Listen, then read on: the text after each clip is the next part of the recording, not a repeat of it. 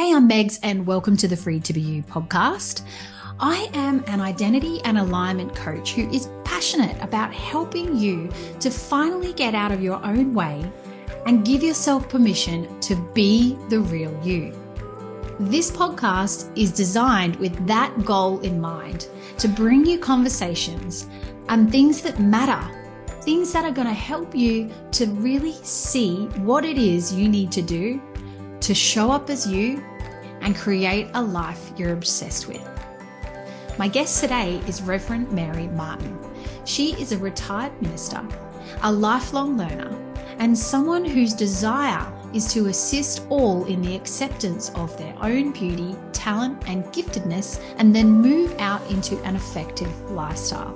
We had an amazing conversation about what it means to create sustained, beautiful, connected relationships.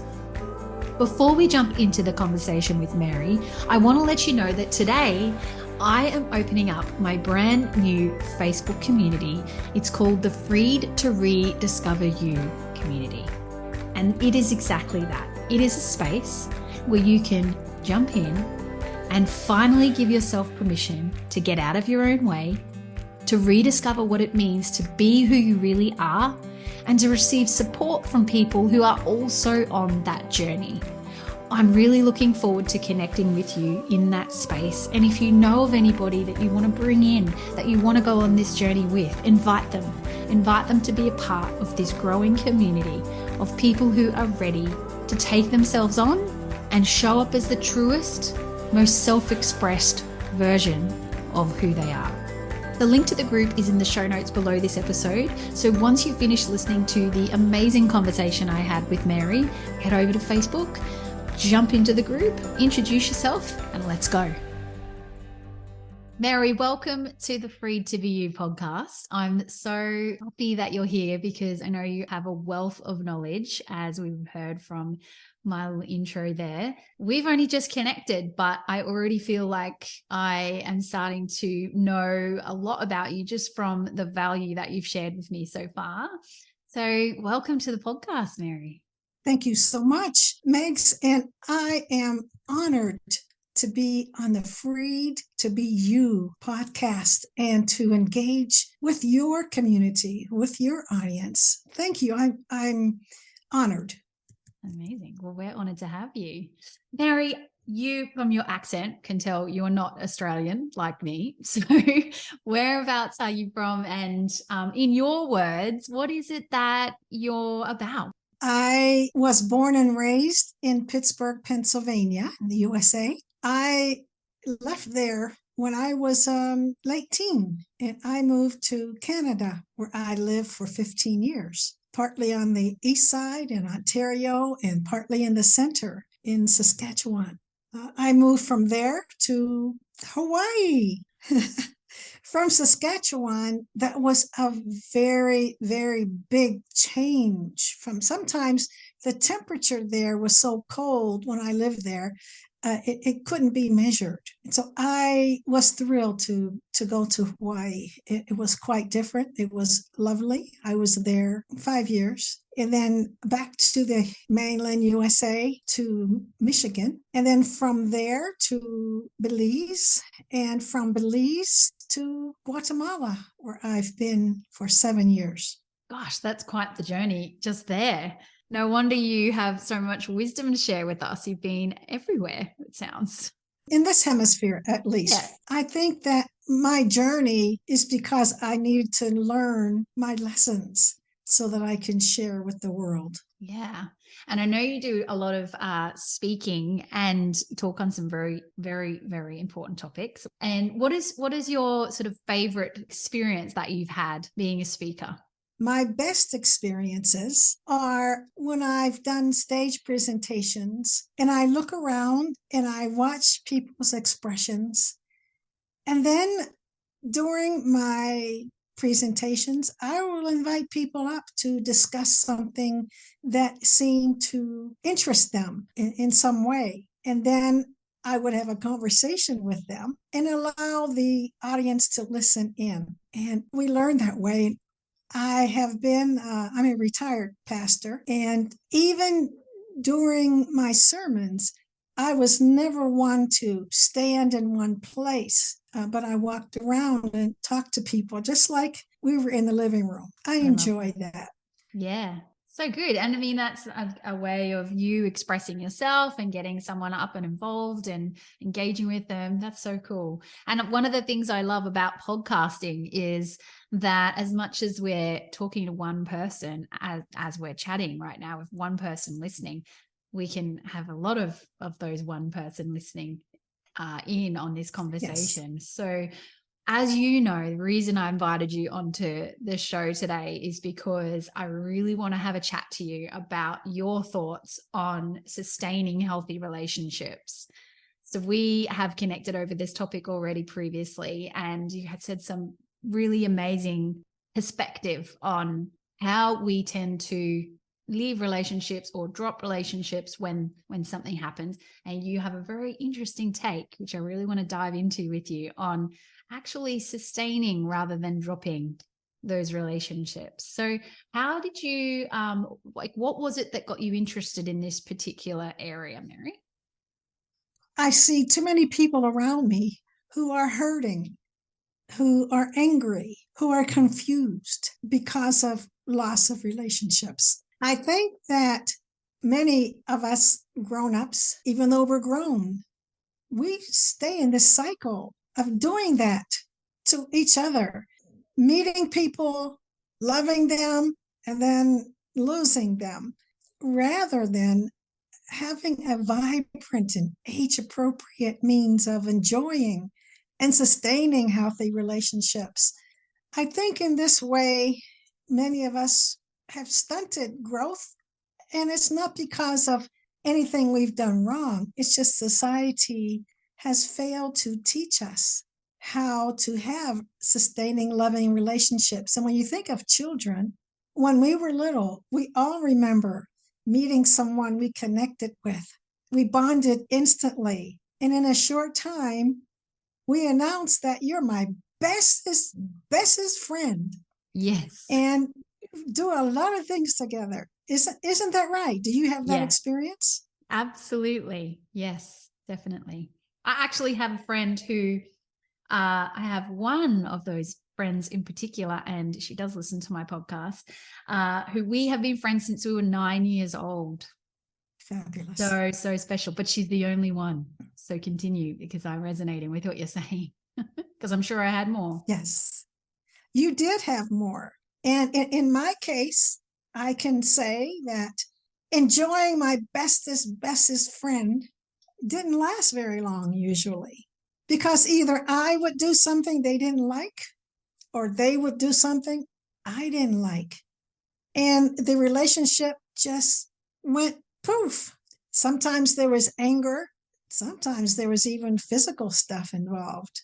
Sometimes there was gossip to hurt the other one. And even today, I see teenagers who announce that they have their BFFs, and their relationships are, I can see they're not solid, and this isn't going to last long.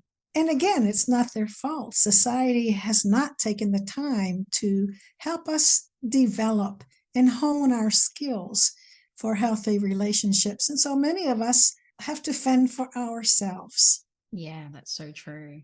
And I know what you mean. Like, I also, the opposite context of what I just said a second ago, I also had another best friend who, around the same age, who decided she didn't want to be my friend, was going to be someone else's friend, and proceeded to shut me out of that little triangle in a very, very mean way. And I can tell you, Mary, that I have really only just gotten over that, because it lasted for many years, big part of my childhood. I really only fully got over that when I started dealing with it as an adult. And I think that probably would be, I would say, maybe 6-7 years ago that I actually got to come to terms with that. So it can be really damaging, really, really damaging.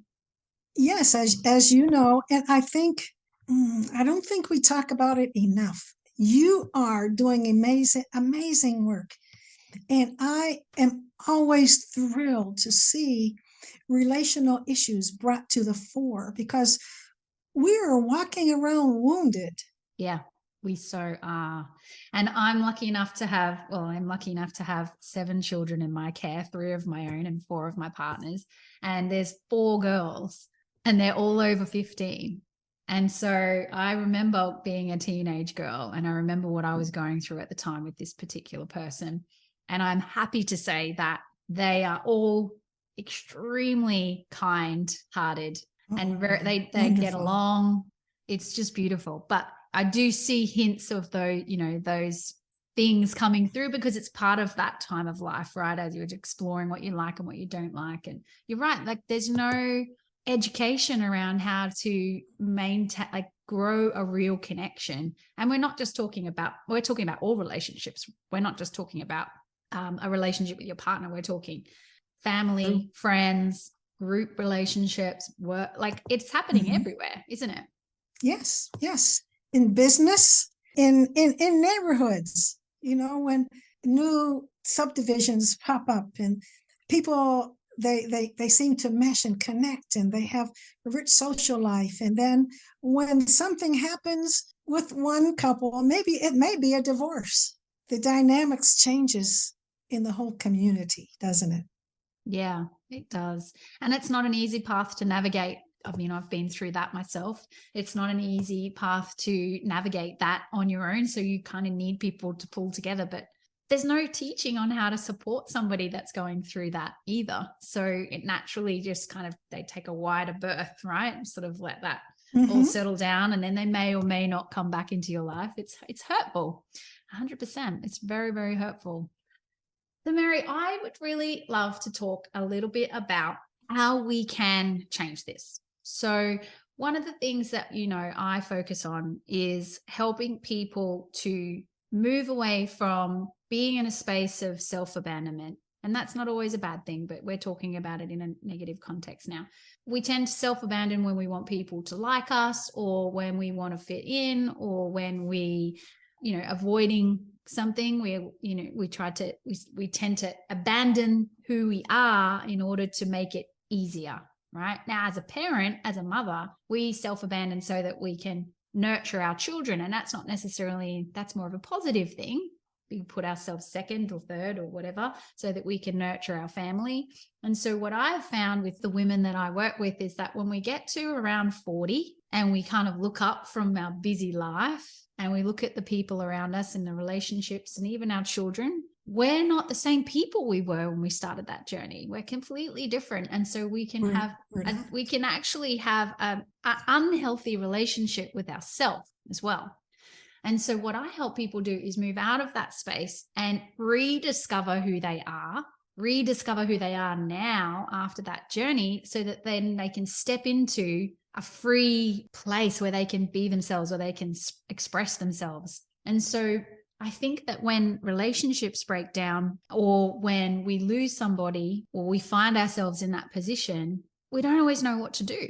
So I know you have some really cool things that we were talking, perspectives on this that we were talking about before we come on today, about how we can actually build and then sustain not just a healthy relationship with people around us, but also with ourselves.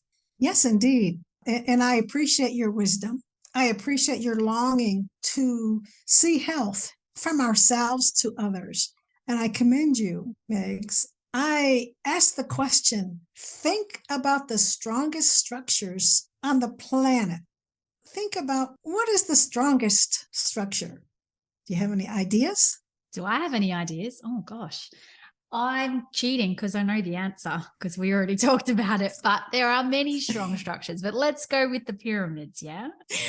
And usually somebody may say, well, in my case, I grew up in Pittsburgh, Pennsylvania, that was called Steel Town, because a lot of steel was manufactured there. And the steel building was erected in 1971. And it's standing. It's still a tourist attraction today. And many people will say something like that is the strongest structure. But yes, we often don't think about pyramids. They're also the oldest structure, and something allowed them to remain here with us today. And when you think of a pyramid, We all can imagine a pyramid as I put my fingers together to make a tent and my thumbs at the bottom to make the base. We understand that at the base is the widest part of the pyramid, of the triangle. And then when you move up the sides, the pyramid becomes more narrow and more narrow and more narrow and more narrow until you're at the apex, the point. And when we think of that structure, we can correlate our relationships to how strong and sturdy and long lasting that structure is. Let's go to the bottom of the pyramid at the most wide point. It's at this place where we find acquaintances, people everywhere. People, you may see them once, you may never see them again, but people are at the bottom. But as you slowly come up, you recognize someone that you may have seen before. You may even remember their name. These people become acquaintances who came from the base. And what you've just done is you've elevated them. You've taken them up a little bit on your pyramid. And you may spend some time in certain circles doing the same things, even on an airplane where you usually don't see people again, but you click and then you exchange information. You find out about each other. And when you realize that you have some things in common, you take them up a little further and they become friends. Friends are different than acquaintances. You know more about them than their name.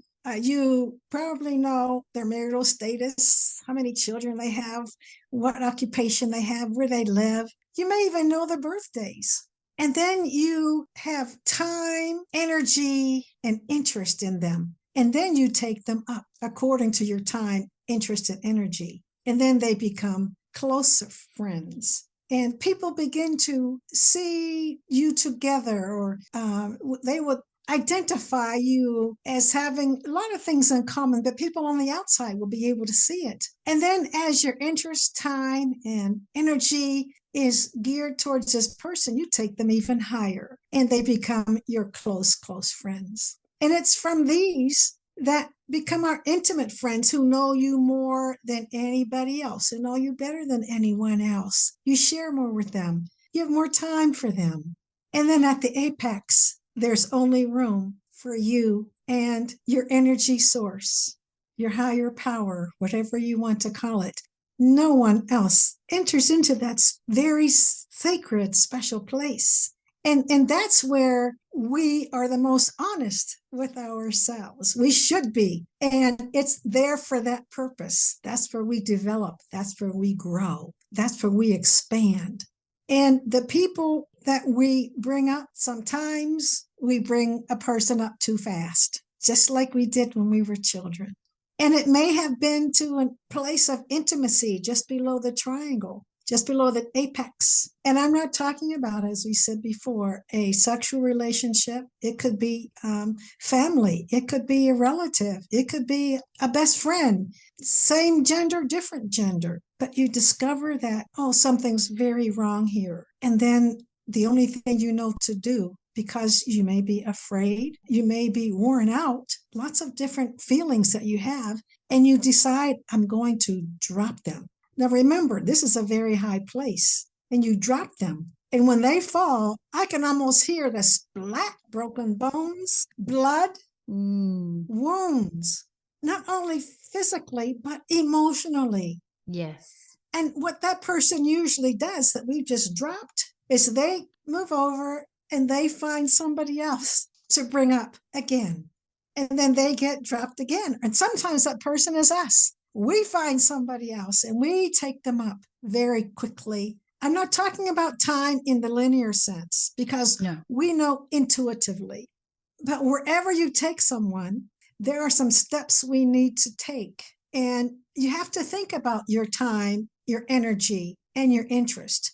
At the very lower part, if any of those three don't align, don't take them up. Leave them where they are. And they could be there forever. Yeah, no, that's such a good point, Mary, because what I think I would add to that is knowing who you are at the level that I work with people at, being able to language your values and what's meaningful to you and what you want to aim at and move towards. Being able to know what those things are and be really intentional is going to add to what I know you're going to say next. Because when you know what's important to you and when you know what kind of things you want to have more of, what's going to fulfill you, what's going to bring more meaning to your life, and you can aim at those things, these people that you're talking about, you recognize them a lot quicker, right? Indeed. You recognize them a lot quicker because you have a deeper relationship with yourself first. And I think that that's one of the things that is lacking in the world, which is why I'm very passionate about what I do and what I am doing, is because if we don't get to know ourselves first, then we are just going to keep going on this cycle, aren't we? We're just going to continually go on the cycle that you've just explained. It's such a good analogy too.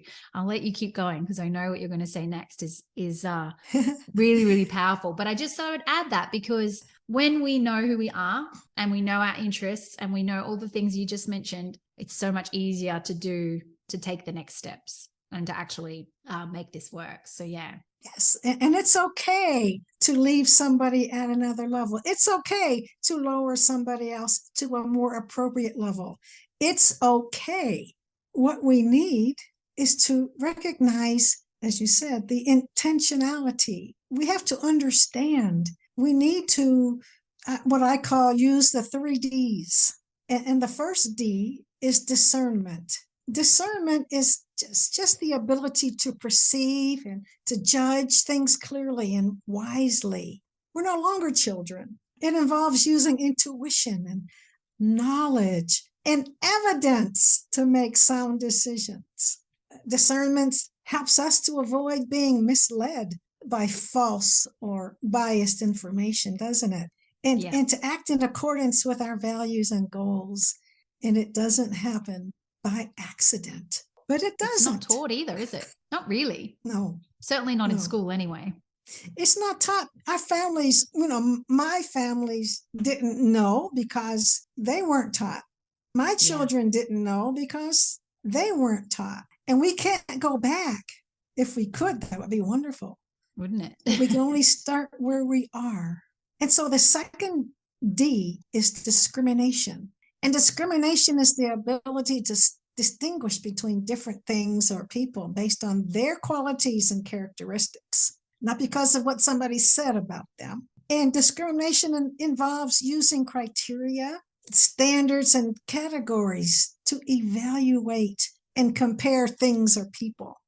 Discrimination helps us to select the best option or person for a given situation or purpose in our lives and to avoid confusion or error. Discrimination doesn't happen by accident either. No. And I mean, when we think about that word, and isn't it funny how we associate things with words? So when we think about when you say discrimination, you naturally go to a negative context. You think of it in a negative context. Not necessarily as, let's say, like a strength that we're talking about or a muscle that we're talking about building here. So I'm really intrigued by this. I'll let you continue, but I just wanted to add that, like, it's not, we're not talking about this in a negative sense. It's a positive. We're talking about it as a tool. Yes, and some of the words we use have been made that way. Yeah, and it's up to us to think it through. That's why it doesn't happen by accident. And the third D is diligence. And diligence is the ability to work hard and persistent towards a desired outcome, right? So you are interested in someone, you need to have some diligence in seeing how you can make that happen, not how they can fit into your frame, but how you can naturally fit, and they will know in your sharing what you are about and vice versa. So it involves using effort and discipline and perseverance to overcome the obstacles and challenges. Every relationship has them. And when you're intentional, instead of saying, I drop you, let's work it out through communication and honesty and openness. And also diligence helps us to avoid procrastination. Well, I'll do it next year. I'll do it after the family reunion. I'll do it after I retire. Yeah. And the other reason to be diligent, to have diligence, is so that we're not lazy, that we can't use that as an excuse on why we don't move on this, because it's important. Yeah. And you know what? Diligence also doesn't happen by accident. No, it does not.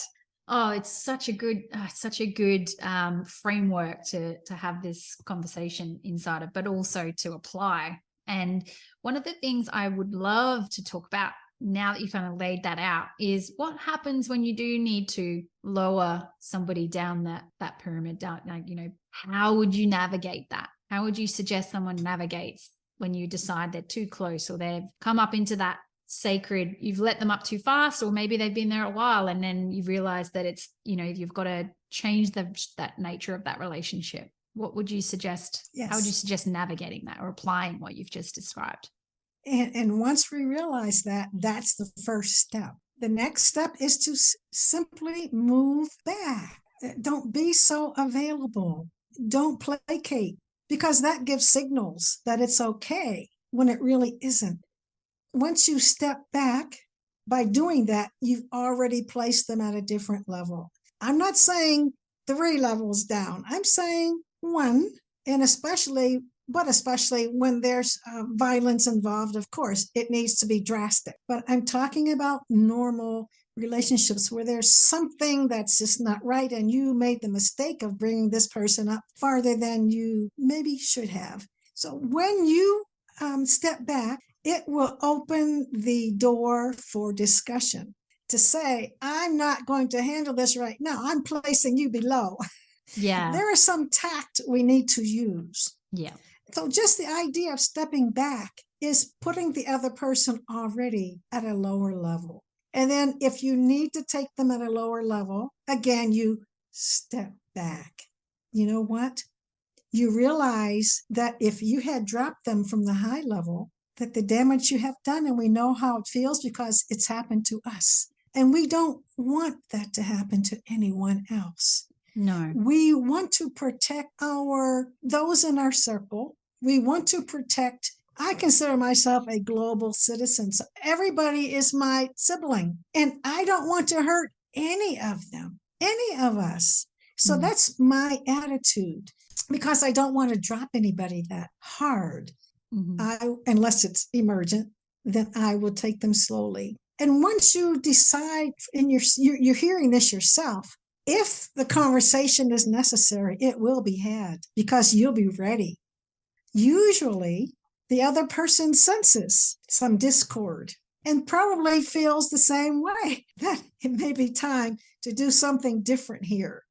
And when we communicate openly and honestly, then we move that person, and they may hopefully move us to another level. It may take some time, but they may come back up again, as only your time, your interest, and your level of energy will permit.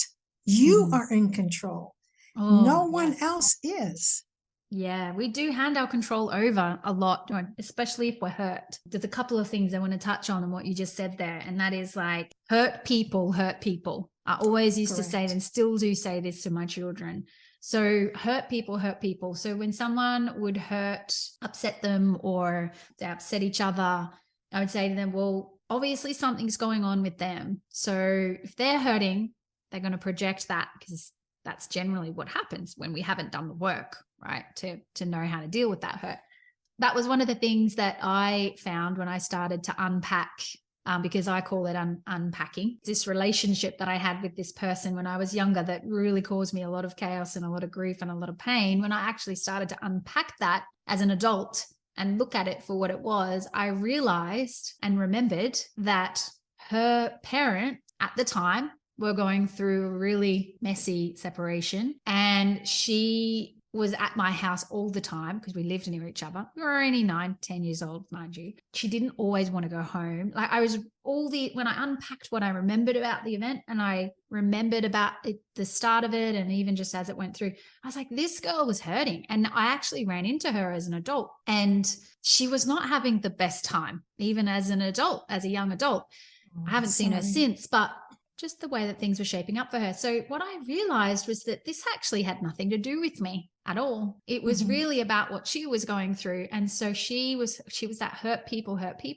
This is after I used to say this to my children, that I unpacked this, by the way. I already knew this wisdom within from previous things I'd been through. But when I unpacked it in this way, what I found was I was able to forgive her. Now, I'm not going to call her necessarily and to tell her that, but I wrote a letter to her telling her that I forgived her and I forgive myself for being so upset about it and letting it run some of the choices I made as an adult without her even knowing. And I also thanked her for that part of my life, because that's actually made me who I am. It's made me the kind of friend that I am. It's made me it's made me compassionate and empathetic and kind and inclusive. I would not be those things, those values I would not have if I'd not had that. There's about 7 years of bullying from this girl. So I wrote this letter, I put it in an envelope, and I didn't send it, but in my mind I sent it. And that was it. Pretty cool, huh? So I unpacked it and repacked it in a way that I was unable to understand that she was actually hurting, which was why she was hurting me. So that was the first thing I wanted to say, is like, hurt people. So when we drop somebody and we hurt them, they're probably going to go and hurt somebody else because they're hurt. I wish if we had X-ray vision and we could see the hurt that people have in them, broken hearts, anxiety, disease, just disease, period. If we could see, but because we can't see it on the outside, we treat it as though it's not there or it's just superficial, when actually it's profound. Yeah. Everyone we meet is fighting some kind of battle. That's the other one I love too. It's like everyone's got something going on in there that we can't see and we don't know. And if we approach, these people in that way, then we're naturally going to be more kind and we're naturally going to be more compassionate and empathetic, aren't we? As a society, as a race. We do need to remember that the things that we would like to do not come automatically. If it did, we wouldn't be in the situation where we are. We need the 3 Ds and whatever. I just call mine the 3 Ds. People can do devise their own system, but they will remember, something will click when they realize before they take somebody up. Do I have the time? Do I have the energy? Do I have the interest? A pyramid has 3 sides. You can't just have one and have the other 2 not follow. It has to be consistent. It has to be equal. Yeah.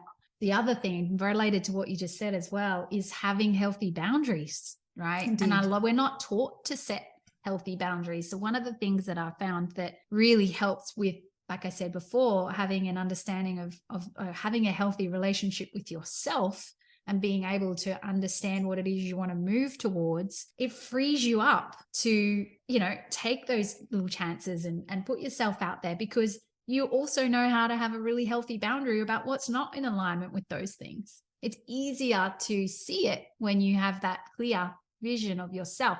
So I feel like we need to be diligent with that relationship as well, the relationship we have with us. And indeed, in the pyramid, the apex is where it happens. And realize that the apex is quite high up, very high up. There's nothing higher. And you can see, when you look down, all around the pyramid. And you see that as yours to bring people up, to bring them down, to help them, to have them remain where they are. It's up to you from your vantage point, which is quite high. Yeah. Not low. High. So how could somebody decide on where they leave that relationship? So I'm going to go into a particular area to make this easier for you to answer. So let's look at dating, something I've been through over the last few years. Until recently. Now I've met the love of my life. I'm very happy. Wonderful. Before that, when you meet somebody, there's this natural chemistry it's really, really easy if you're not being discerning and discriminative. It's easy to have them come up quickly. So obviously that's, a situation where if that's not right, you may leave that relationship. But how do you decide where they then fit in? Or, we could even look at it as friendship as well. But I just thought we'd look at one particular area, because that's an area where I think a lot of people do. They just ghost. They just gone, poof, gone. Yes.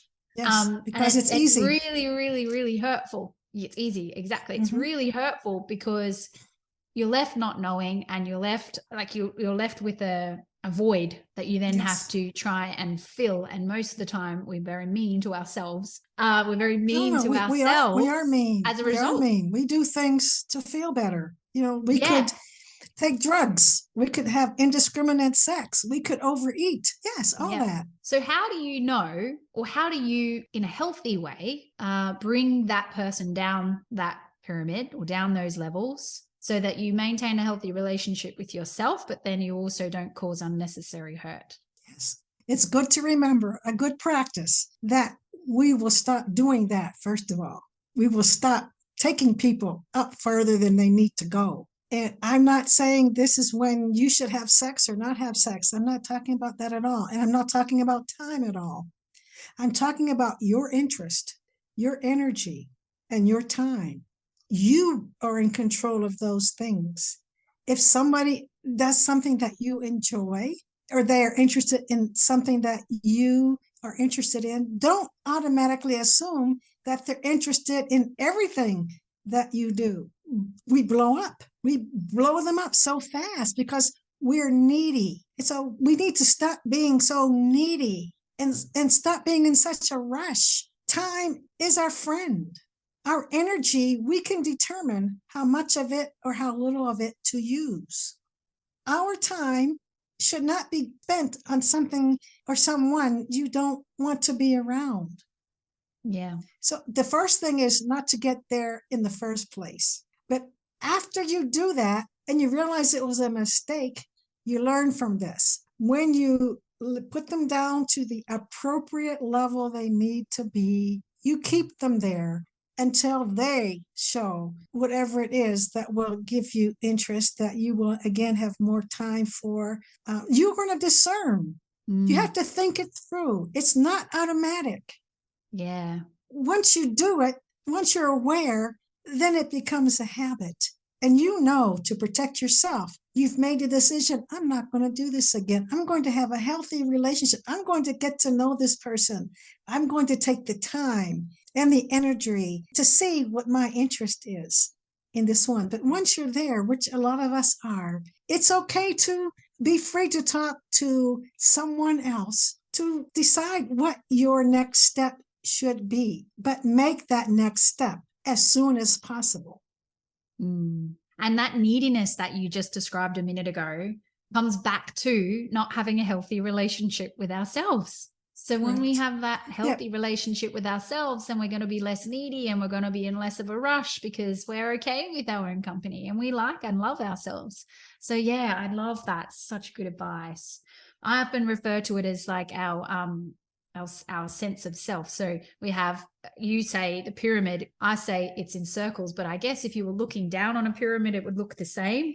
In the middle is you. And then the next layer out is like an intimate relationship. And then the next layer out is your family. Circles, yeah. And then, so it would be a similar looking if we looked down on the pyramid. So I totally understand where you're coming from there. And you don't have it at every level. If there's a break in there, if there's some work to be done, it affects all the other levels naturally. Indeed.